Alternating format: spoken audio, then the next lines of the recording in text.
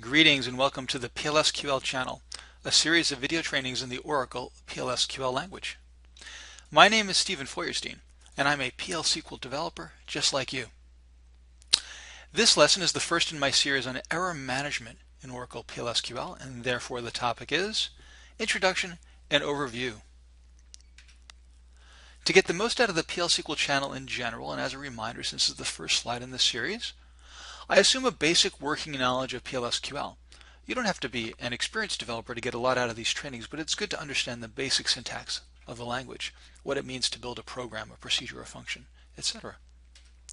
Second, unless otherwise mentioned, I'll be assuming a baseline version of Oracle at 10.2 or higher.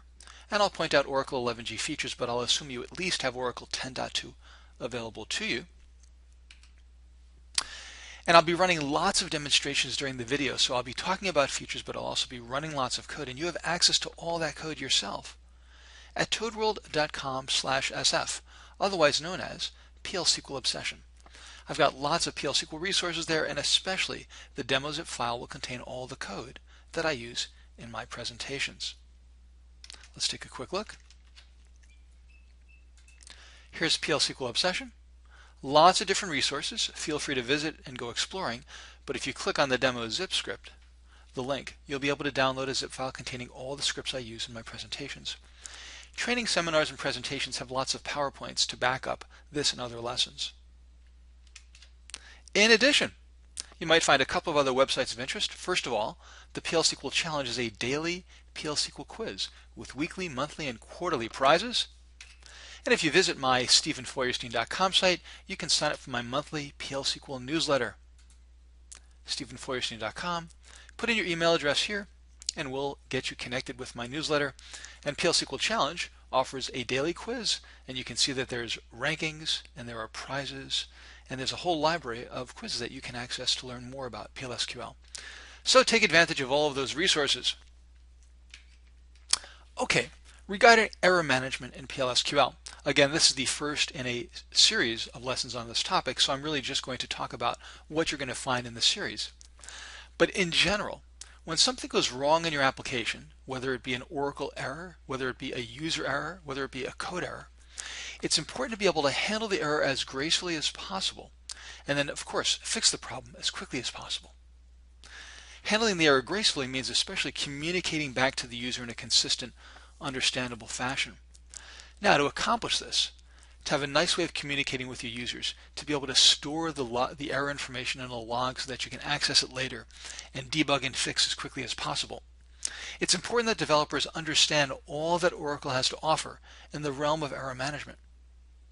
Some of the features are quite straightforward, but there are others that are very interesting, quite advanced, and also there are a number of gotchas, things you'll need to be aware of as you start to leverage the functionality. In addition, it's extremely important that you come up with a very consistent way, a standardized way, to handle, log, and communicate errors. If everybody's doing everything their own way, you have total chaos. It's very difficult to manage and support such an application. And we're certainly going to be exploring all of these aspects of error management in the series. So what are the lessons going to be covering?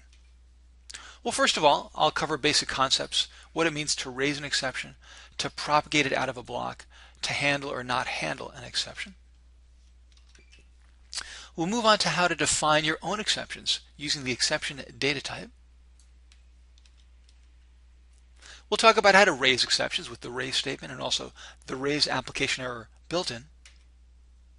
And handling exceptions. In the exception section, building when clauses, how to log errors, what information is available through built-in functions that you want to store or call and store the value when an error occurs.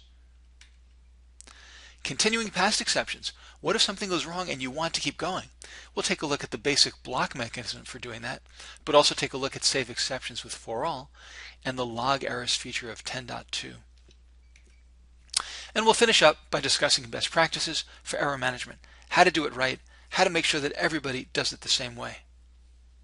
Lots to cover, lots of details, lots of features of Plsql. So, next steps. Download the demo zip if you have not already done so. Unzip that code, make sure it's available for you to use. Even as you pause a video, open up a file and try it out. If you're new to Oracle Plsql, I propose that you take each of the error management lessons in order, so I've put them together in a sequence that makes sense to start from scratch. However, if you're a more experienced developer, drill down to the topics of interest, and then you can go exploring from there. So you can take it either way. I hope you get a lot out of this series and the rest of the PL/SQL Challenge and PL/SQL channel, and happy PL/SQL coding.